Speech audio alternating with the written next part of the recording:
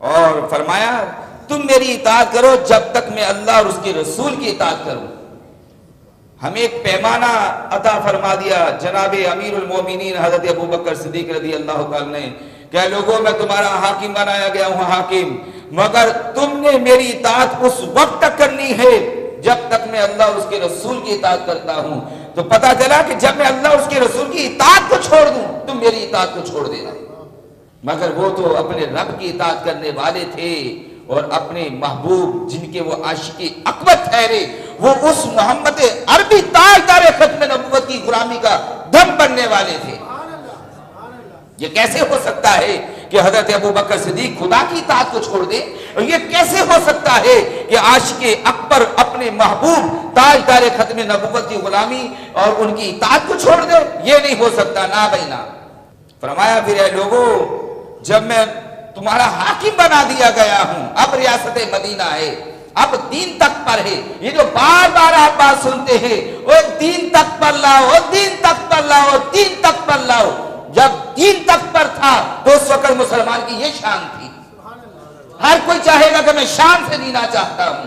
کوئی ہے آپ میں سے جو یہ کہے کہ میں بزدلی کے ساتھ جینا چاہتا ہوں؟ کوئی ہے آپ میں جو کہے میں ذلت کی زندگی بسر کرنا چاہتا ہوں؟ کوئی ہے آپ میں جو کہے میں غلامی کی زندگی بسر کرنا چاہتا ہوں؟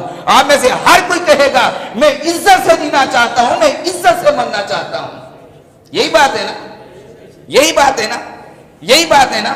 ہاں جی بالکل یہی بات ہے کہ جناب صدیق اکبر رضی اللہ تعالیٰ نے فرمایا لوگوں میں تمہارا حاکم مقرر کر دیا گیا ہوں، ریاست مدینہ اور دین تک پر ہے. بولو سبحان اللہ. فرمایا لوگوں جب تک ابو بکر اللہ اور اس کے رسول کی اطاعت میں ہے تو تم پر لازم ہے کہ تم میری مدد کرو، تعاون کرو، میرے ساتھ کھڑے ہو جاؤ، میرے ساتھ چلو. امیر المجاہدین کیا فرمایا کرتے تھے؟ کروڑوں سلام ان کے مزار پرانوار پر. خدا کی قسم ہم نے بہت بڑی ہستی کو کھو دیا ہے. خدا کی قسم ہم اللہ کے بہت بڑے ولی سے جو ہے اب محروم ہوں گے دنیاوی طور پر، ظاہری طور پر. مگر یہ اس فقیر کے دل کا یہ عقیدہ ہے، یہ ہمارا ایمان ہے، یہ ہمارا یقین ہے.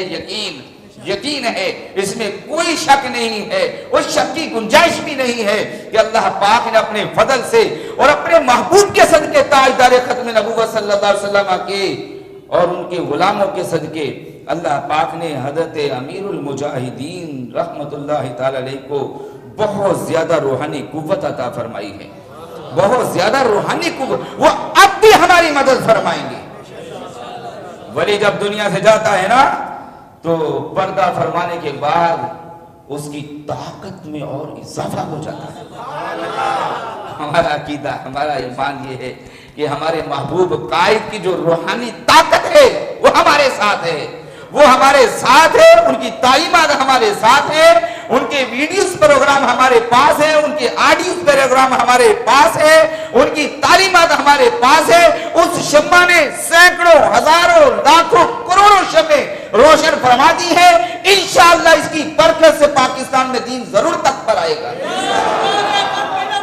لگاؤ نعرہ محبت کے ساتھ. حضور کا نعرہ لگے گا تو جوش سے لگے گا. آپ کا جوش ٹھنڈا نہیں ہونا چاہیے. ایسے دین تک پر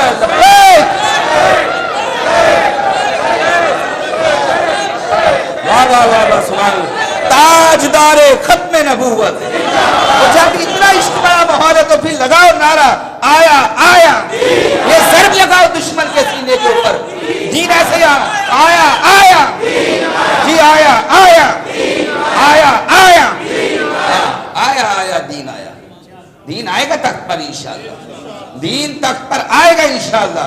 اپنے اندر یقین پیدا کر لو، حوصلہ پیدا کر لو، ہمت پیدا کر لو، جرت پیدا کر لو، طاقت پیدا کر لو. اور سب سے بڑی بات یہ کہ اپنے اندر یقین پیدا کرو. مولوی صاحب 1 گھنٹے کا خطاب کر دے، 2 گھنٹے کا خطاب کر دے، آپ کوئی نکل کر کے باہر گیٹ پہ یہ کہ یار مولانا نے خطاب بڑا زبردست کیا، لیکن یہ جو لیکن ہے نا اس کا مطلب یقین نہیں ہے.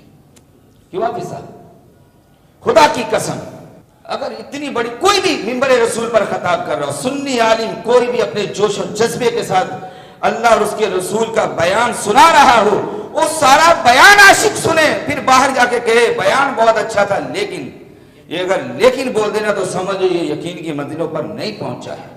اور امیر المجاہدین یقین کی منزلوں پر کھڑے تھے.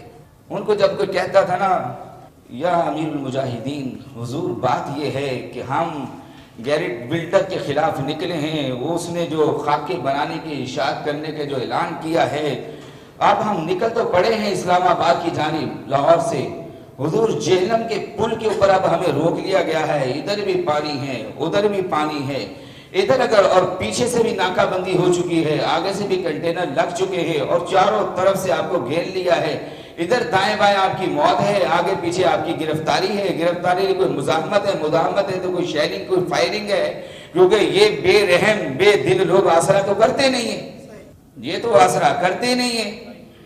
یہ تو آپ بھی تو ہو رہے نا جلسے، پی ڈی ایم کے جلسے ہو رہے ہیں، کرو نا فائرنگ، کرو نا شیلنگ، اپنے فائل کھولو نا، کیوں نہیں کھولتے؟ اگر کوئی لبیک یا رسول اللہ کا نعرہ لگا کر آئے تم اس سے پہلا مذاکرہ بھی نہ کرو تو تم اپنی گنوں کے فائر آن کر دو. اگر کوئی تاجدار ختم نبوت کا نعرہ لگا کر آئے تو تم ان سے کوئی مذاکرت کیے بغیر تم ان کے کارکنوں کے اوپر اسٹیٹ فائر اور شیلنگ اور فائرنگ. اور یہ ریاست مدینہ، اور یہ ہے نبی کی غلامی، اور یہ ہے پاکستان کا مطلب کیا، اور یہ ہے پاکستان کا نظام. کیا ریاست مدینہ میں ایسا ہوتا ہے؟ کیا ریاست مدینہ میں کبھی ایسا ہوا تھا؟ کیا ریاست مدینہ کی تاریخ کوئی ایسی جھلک دکھاتی ہے؟ تم کس منہ سے ریاست مدینہ کی بات کرتے ہو؟ تمہیں پیارے ہیں مودی اور مودی کے یار، تمہیں پیارا ہے کرتارپور کا بارڈر، اور تمہیں پیارے ہیں امریکہ کے وہ وزیر مشیر، تمہیں پیارے ہو گئے وہ جنہوں نے حضور کی شان میں گستاخی کی، تمہیں پیارے ہو گئے فرانس کا وہ بدبخت ظالم گستاخ صدر. اگر تم نے پاکستان بننے کے بعد بھی پاکستان میں یہ کرتارپور کے بارڈر ہی کھولنے ہیں تو تم تباہ ہو جاؤ، نکل جاؤ اس راستے سے، جاؤ جا کر کے اپنا ڈیرا ہندوستان کے اندر جماؤ. پاکستان کا مطلب لا الہ الا اللہ ہے. پاکستان میں اگر کوئی نظام چلے گا تو وہ نظام مصطفیٰ چلے گا. ہاں، آپ کا جوش جذبہ ٹھنڈا ہوگا تو کبھی بھی یہ مطلب حاصل ہی ہوگا. لگاؤ نعرہ پاکستان کا مطلب کیا؟ جی پاکستان کا مطلب کیا؟